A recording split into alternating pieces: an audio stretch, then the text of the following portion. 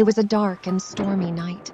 The wind was howling and the rain was pouring down in sheets. In the middle of the storm, a young woman named Lily found herself stranded on the side of the road. Her car had broken down, and she was miles away from the nearest town.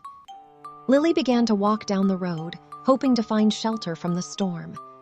As she walked, she noticed that the trees were getting thicker, and the darkness was becoming more intense. Suddenly, she heard a strange noise coming from the woods.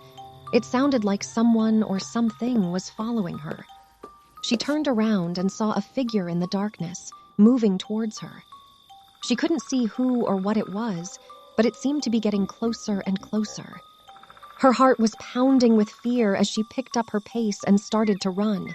But no matter how fast she ran, the figure seemed to be right behind her. She could hear its heavy footsteps and its labored breathing.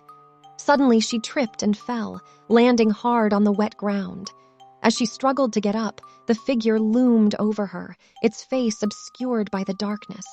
She could feel its cold breath on her neck as it whispered in her ear.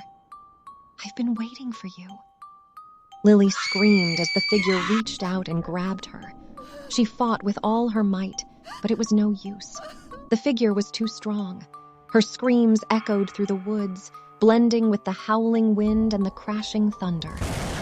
The next morning, a search party found Lily's car on the side of the road, but there was no sign of her. They combed the woods for days, but she was never found.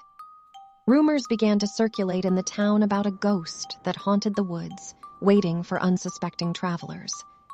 Some say that if you listen closely on a dark and stormy night, you can still hear Lily's screams echoing through the trees.